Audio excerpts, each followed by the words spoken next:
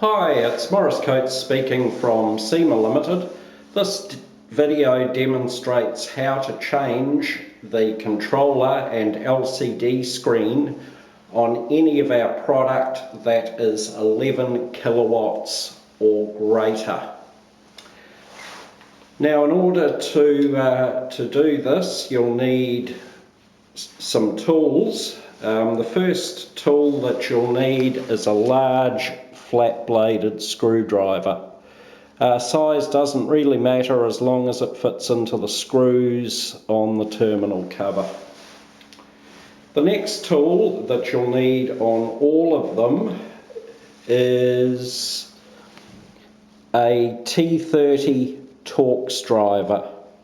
And the reason I say you'll need it on all of them is no matter how young or old the controller is, you'll still need the T30 Torx driver.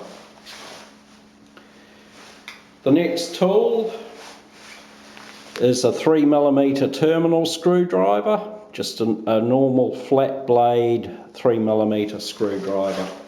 And the last one is one that you won't need on all the controllers. You'll only need this on controllers that were manufactured after around late 2020, and this tool is a T15 Torx driver. Doesn't have to be the security type with the hole in it, but this one happens to be. The T30 incidentally has to be the security type that's got the hole in the end of it. Not sure if I mentioned that earlier. Okay, so let's begin. We start by taking off the terminal cover.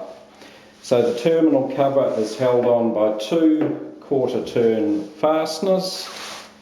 To release them, we put in the flat-bladed screwdriver and give them 1 quarter-turn anti-clockwise. They'll stop at the end of that quarter turn, so it's not possible to turn them too far. When you're releasing the last one, just keep a bit of pressure on the terminal cover to stop it dropping unexpectedly. And now pull the terminal cover out from the bottom, lower it down and set it aside for the moment. We'll be refitting it again once we've finished. So the next thing that we want to do is take off this cover. Before we do that, there is a wire, a white wire, which comes from this controller to terminal 2 in the terminal box.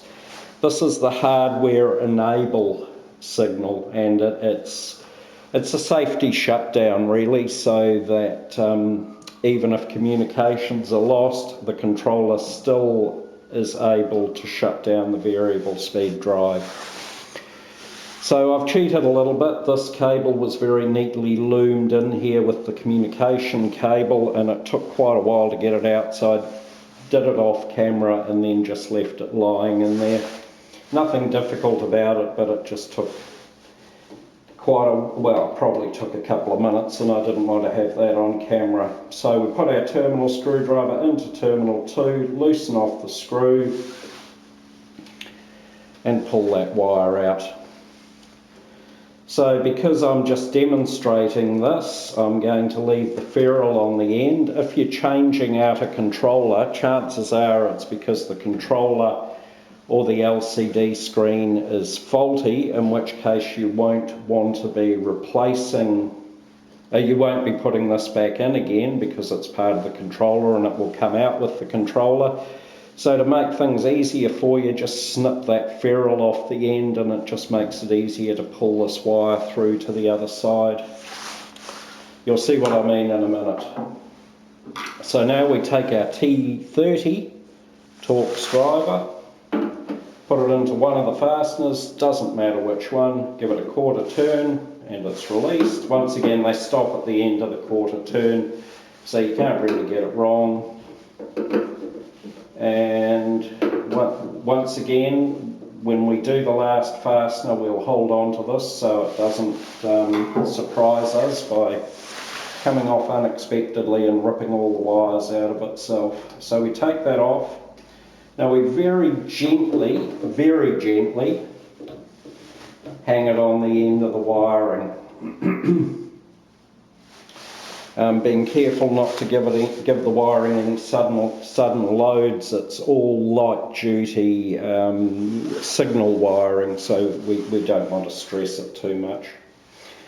While we've got it in this position, it's a good position in which to remove this connector, and this connector carries the connections for this expansion I/O down here. Our water pump controllers don't have that, but all the other product does.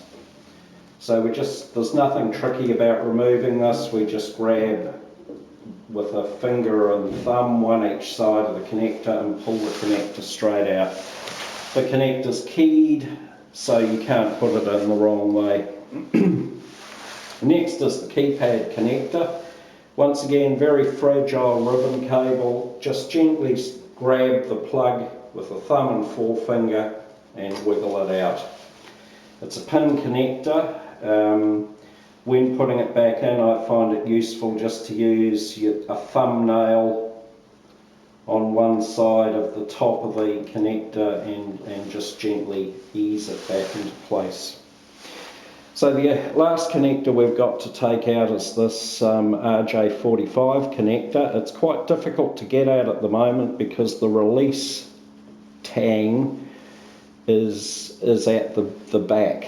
So what I'm going to do is remove this controller first, and then this will be easy to disconnect.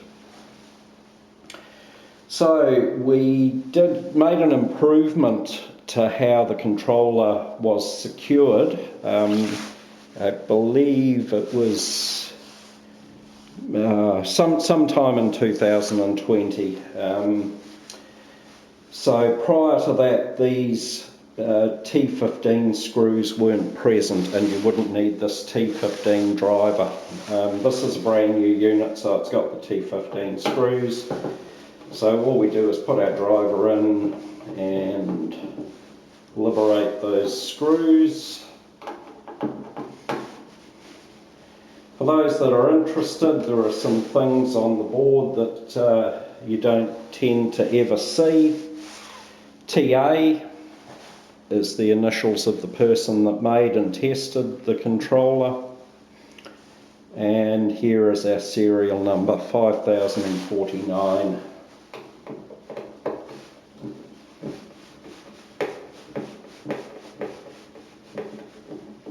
We have a register that we put all these details into, so in the unlikely event that you ever get problems with the controller, we can trace it back through its serial number, tell you exactly who made what and who did what to what, when the controller was made, and many other details as well.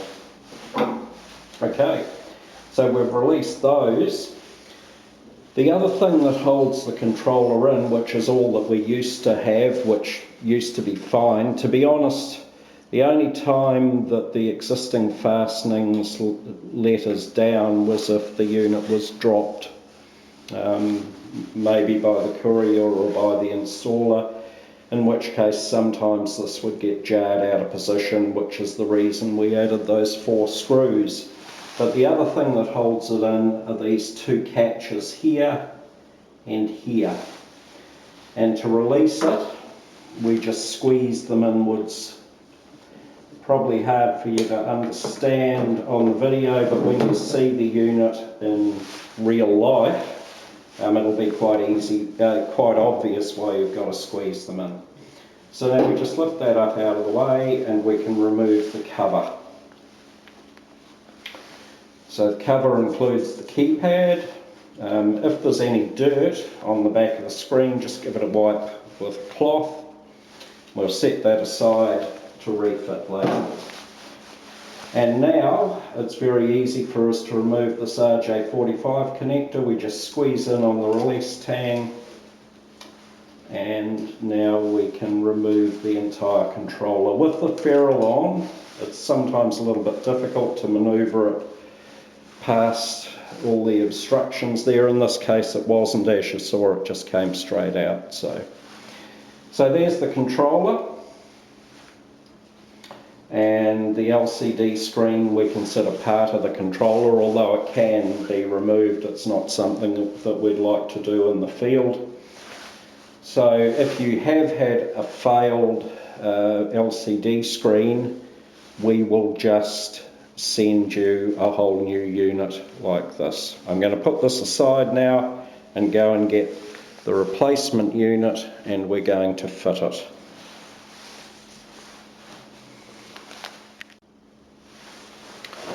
Okay, so here's the replacement unit. The astute among you will notice that it's actually not. It's the unit I took out. That's because there wasn't anything wrong with it. I'm just going to reinstall it. Okay, so the first thing we've got to do is manoeuvre this white wire down and underneath the terminals. Sometimes it does it very easily. Other times it decides it's going to be a bit obstinate, so it's a bit like fishing. It just requires a bit of patience. So that's coming out of the wrong side. Here we go, I've got it. So in this case it was very easy. Just going to pull that through at the moment. And now what we're going to do is fit this into the cover. We're going to leave the RJ45 connection to last, because whilst it's impossible to pull out, well, not impossible, but very difficult to pull out when the controller's mounted into the cover, it's very easy to insert because you don't have to press the tang in order to insert it. So I'm going to take the cover now, and I'm going to place the controller in, line it up on these two, I don't know what you call them actually, let's call them catches, just for want of giving them a name. Then I'm going to push the controller down gently until the two catches come through and pop out. And if you don't want to for some reason, you don't have to reinstall those 4 screws. As I said, we produced units for many years that didn't have those screws in, and 99.9% of them were fine. Okay, now I'm going to plug in the keypad ribbon, just like so. And while we're at it, I'll put in the auxiliary terminal connector, just like so. And then I'll take this RJ45 connector and slide it up, just like so. And we're almost done. We raise this back up, and I must stress, be very careful with these. They are only signal cables. They're not built for the real world, so just be careful. And now we're going to put this back into position, like so. Hold it with our thumb while we get the T30 driver and tighten up these 4 connectors. And now, because you guys won't have a camera pointed at you, you can take your time and feed this white wire through nice and neatly. I'm not going to do that. I'm just going to push it into the number 2 terminal and tighten up the screw.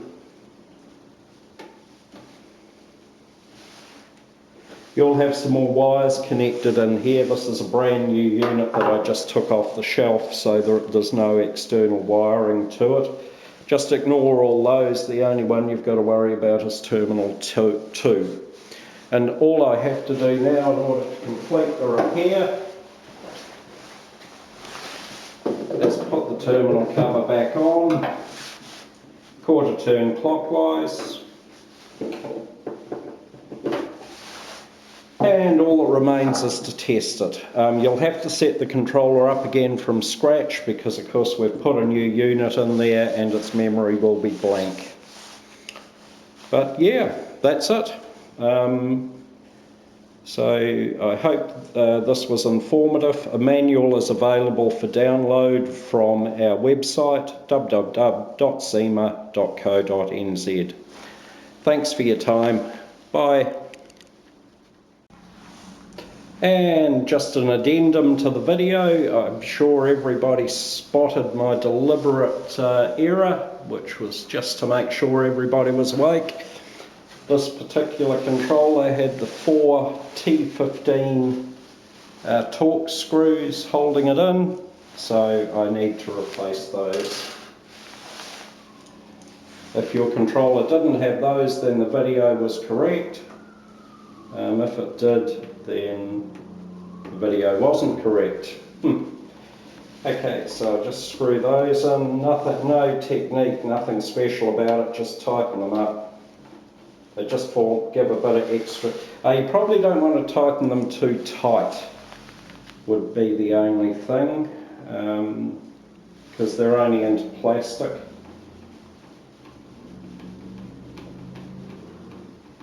And as I say, they are just an afterthought, so if you do forget to put them back in, I wouldn't lose any sleep over it. We made controllers for 7 years or 8 years or something before we fitted these, and the problems that we got were absolutely negligible. In fact, I'm sure probably the only time that we had problems was when the courier dropped the box that had this in it. Okay, so that's done.